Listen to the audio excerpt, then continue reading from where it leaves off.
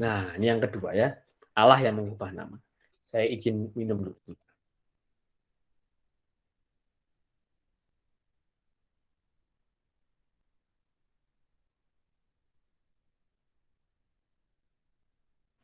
Nah, ini tadi sudah sempat disinggung sedikit ya mengenai Allah yang mengubah nama ini ya. Nah, kita pelan-pelan coba kita baca. Setelah Yakub datang dari Padan Aram, maka Allah menampakkan diri pula kepada dan memberkati dia. Jadi Allah memberkati Yakub, ya. Ingat ya, Allah memberkati Yakub.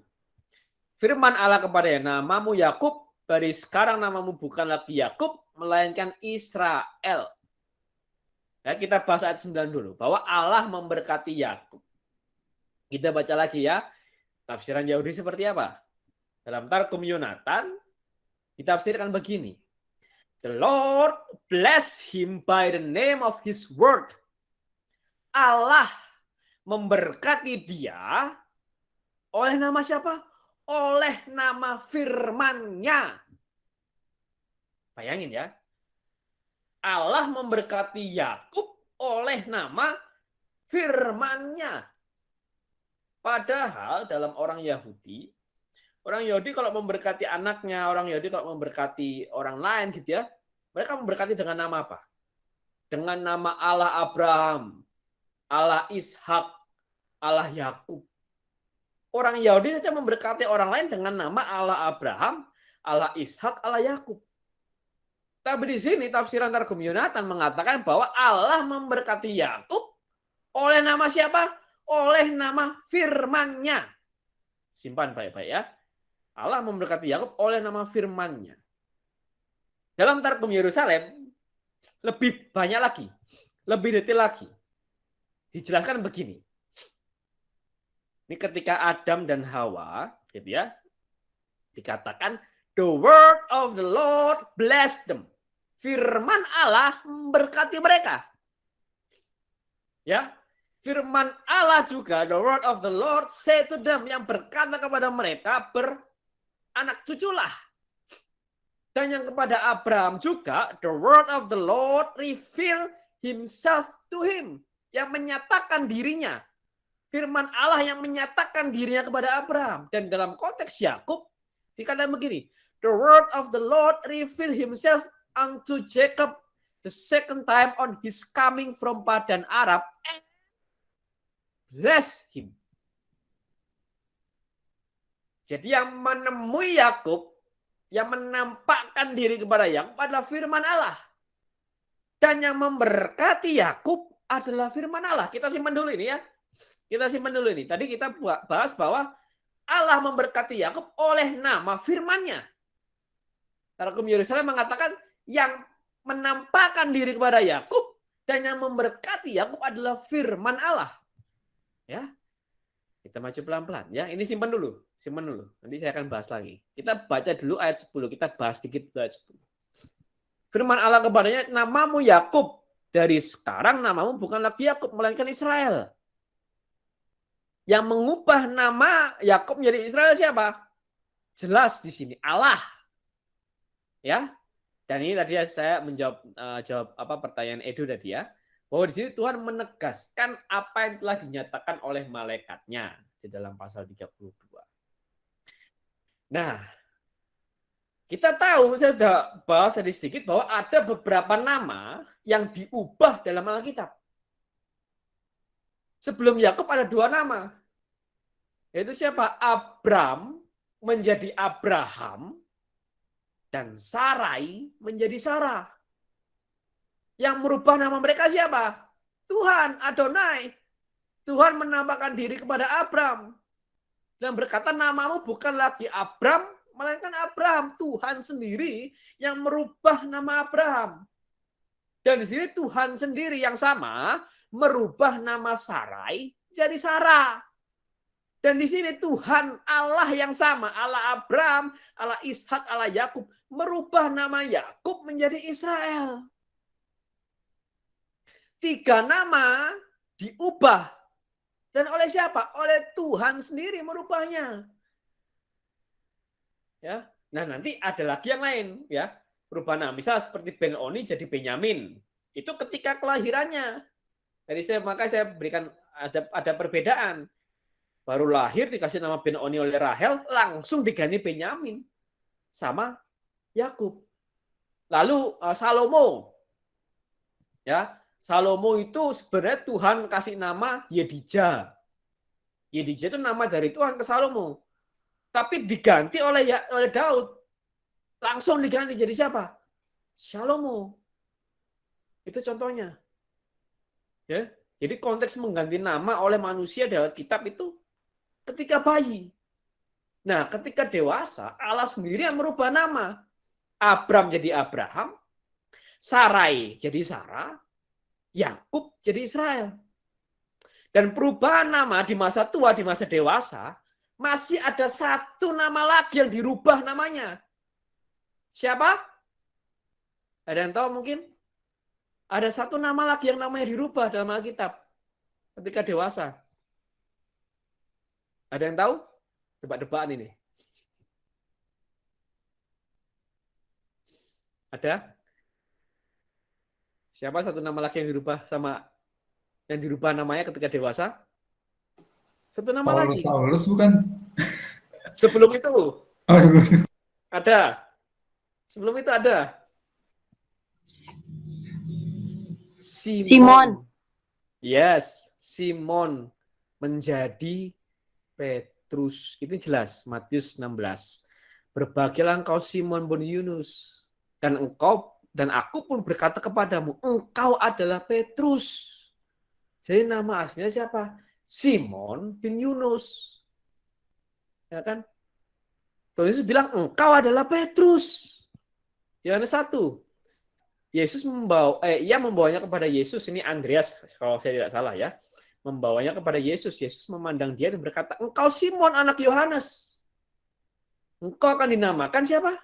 Kefas, artinya Petrus. Ini jelas. Pertanyaannya gini. Siapa Yesus ini kok berani-beraninya merubah nama Simon? Dan anehnya lagi, Simon ini orang asli Yahudi. Saya percaya dia nggak mungkin mau seenaknya dirubah namanya sama orang lain. Jadi pertanyaannya siapa Yesus ini? Kok enak-enaknya dia rubah nama orang lain? Dan kok Simon itu rela namanya dirubah? Yohanes 1 ayat 1. Pada mulanya adalah firman. Firman itu adalah Allah. Firman itu telah menjadi manusia sebagai anak tunggal Bapa. Jadi siapa Yesus? Sang Firman yang adalah Allah sendiri. Jadi kalau kita nyambung tadi kepada Targum tadi, siapa yang memberkati Yakub? Sang Firman, Yesus. Targum Yonatan. Bahkan di sini Allah memberkati Yakub oleh nama siapa? Oleh nama Sang Firman. Maka dari itu perjanjian baru dituliskan apa? Nama Yesus punya kuasa. Jadi kenapa kok Yesus bisa merubah nama Simon? Karena dia sendiri adalah Allah. Jadi kalau ada orang lain menuduh bahwa di Alkitab tidak ada tertulis Yesus adalah Allah. Jelas itu kurang pengetahuan. Karena kalau kita bahas perlahan, banyak sekali ayat-ayat yang secara implisit maupun eksplisit menyatakan kealahan Yesus. Termasuk ini. Jadi teman-teman Bapak Ibu, kalau sekarang kita masih ragu Yesus adalah Tuhan, bertobatlah. Kerajaan Allah sudah dekat. Gitu ya, percayalah Yesus adalah Allah. Yesus adalah Sang Firman yang adalah Allah. Dan nama Yesus punya kuasa. Bahkan orang Yahudi pun mengakui di sini kan, Allah saja memberkati Yakub oleh nama siapa? Oleh nama Firman-Nya.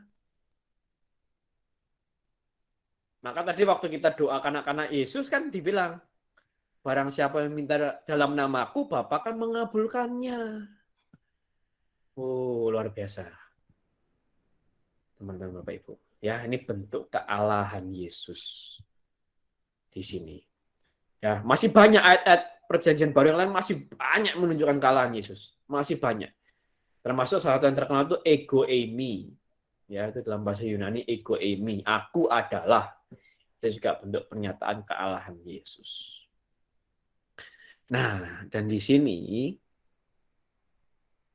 ya. Nah, ini. Ketika Tuhan memberi seseorang misi tertentu, dia sering memberi nama baru yang menunjukkan misi itu. Ya, ini Abram menjadi Abraham, Yakub menjadi Israel, dan selama pelayanan publik Kristus, Simon akan menjadi Petrus. Jadi sama nih, derajatnya sama. Seperti Allah merubah nama Abram jadi Abraham, Allah merubah nama Yakub jadi Israel, Allah yang sama juga merubah nama Simon menjadi Petrus. Gitu ya. Tujuan Abraham apa? Mengumpulkan kembali umat manusia yang tercerai-berai. Tujuan Petrus apa? Sebagai wadas untuk gerejanya. Dasar untuk gerejanya. Memegang kunci-kunci gereja. Dan tadi Mas Kris sudah sempat bilang ya, Paulus, itu salah yang paling terkenal itu. Paulus menjadi Saulus. Sebenarnya kalau kita baca di Kisah Para Rasul, itu tidak ada tertulis bahwa Saulus namanya dirubah oleh Allah menjadi Paulus, itu tidak ada. Tidak ada. Saulus menjadi Paulus itu di Kisah Rasul, saya bukakan sedikit ya. Itu di Kisah Rasul 13. Kisah Rasul 13 ayat 4 sampai 12. Itu transisi dari Saulus menjadi Paulus. Jadi gini, ya, perubahan penulisan. Jadi Lukas itu menulis dalam Kisah Para Rasul, awalnya Saulus. Dengan urutan begini, Barnabas dan Saulus, ya. Barnabas dan Saulus. Saulus di belakang.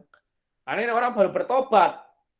Tapi Lukas menulis dalam Kisah Para Rasul, bukan lagi Saulus, tapi Paulus. Ketika kapan? Ketika Saulus berhasil mempertobatkan seorang gubernur Pulau Siprus.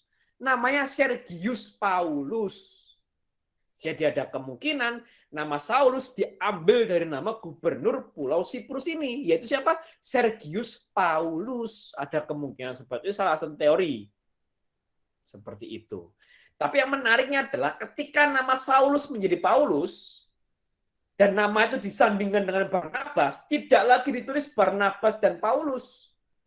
Tapi hampir selalu Paulus dan Barnabas. Menunjukkan apa? Ketika ditulis Barnabas dan Saulus menunjukkan apa? Artinya Barnabas yang memimpin pelayanan mereka. Barnabas yang memimpin pelayanan Saulus. Nah, ketika nama Saulus jadi Paulus, di Kisah Para Rasul 13 ini nanti baca, ya, itu urutannya beda. Paulus dan Barnabas. Menunjukkan apa? Pauluslah yang memimpin pelayanan bersama dengan Barnabas. Itu. Tapi kalau disandingkan dengan Petrus, tidak pernah Petrus namanya di belakang. Pasti Petrus dan Paulus, nggak pernah ada Paulus dan Petrus, nggak. Pasti Petrus dan Paulus, Petrus dan Yohanes, Petrus dan Yakobus, Petrus dan para rasul yang lain, Petrus dan murid-murid Yesus yang lain, pasti begitu. Kenapa? Karena itu bentuk, kenapa itu semua rasul di gereja perdana mengakui Petrus sebagai puncak hierarki gereja. Maka tidak pernah Petrus namanya diletakkan di belakang, nggak pernah. Pasti di depan. Petrus dan Paulus, Petrus dan Yohanes, Petrus dan rasul yang lain, pasti begitu. Dan dalam catatan sejarah Santo Irenaeus itu murid Santo Polikarpus murid Santo Yohanes, Rasul Yohanes murid Yesus, ya. Santo Irenaeus bilang apa? Bahkan sampai di zaman Santo Irenaeus pun, ini generasi ketiga murid, generasi kedua dari Rasul Yohanes, ya. Sampai di zaman Santo Irenaeus pun, gereja semesta, gereja Katolik seluruh dunia, gereja di seluruh dunia mengakui posisi uskup Roma sebagai puncak hierarki. Kenapa? Karena uskup Roma itu pengganti Petrus. Karena Petrus meninggal di Roma. Maka setiap uskup Roma itu adalah pengganti Petrus. Pemimpin puncak hierarki dalam gereja. Dan itu diteruskan oleh gereja Katolik sampai sekarang. Uskup Roma dijabat oleh siapa? Bapak Suci Paus Fransiskus. Jadi kadang kalau saya tuh dengerin ada video yang bilang bahwa wah, Paus Roma itu adalah antikristus gitu ya. Itu saya ketawa sebenarnya. Ketawa ngejek itu sebenarnya. Jujur ya teman-teman Bapak Ibu, saya ketawa ngejek. Kenapa? Dalam hati saya berkata ini orang nggak ngerti teologi nih. Ini orang nggak ngerti sejarah gereja nih pasti. Itu pasti. Kenapa? Karena semua bisa dilacak. Kesejarahannya bisa dilacak. Itulah gereja kita, gereja Katolik. Nah, maka dari sini kita belajar apa? Seperti Allah mengubah nama Abraham, Sarah, dan Israel, demikian juga Yesus punya wewenang yang sama untuk mengubah nama Petrus. Kenapa? Karena Yesus adalah Allah. Dan setiap perubahan nama mengandung misi baru yang ilahi. Kalau Yakub itu artinya tumit, Israel artinya yang menang bergulat melawan Allah dan manusia. Atau yang melihat Allah, itu bisa juga. Isra Elohim, yang melihat Elohim, yang melihat Allah. Jadi mengandung misi baru yang ilahi. Kalau Simon itu artinya mendengar, walaupun banyak pengkhotbah yang mengatakan Simon itu artinya buluh, ya. Tapi saya jujur, mungkin saya kurang banyak baca, gitu ya. Saya belum menemukan sumber Simon artinya buluh sebenarnya. Tapi mungkin kan saya kurang baca mungkin ya. Tapi yang saya tahu, Simon artinya mendengar, ya. Yang Simon artinya hanya mendengar, Petrus adalah batu karang. Begitu. Nah, itu poin yang kedua tentang Allah merubah nama. Nah, kita masuk ke poin yang ketiga.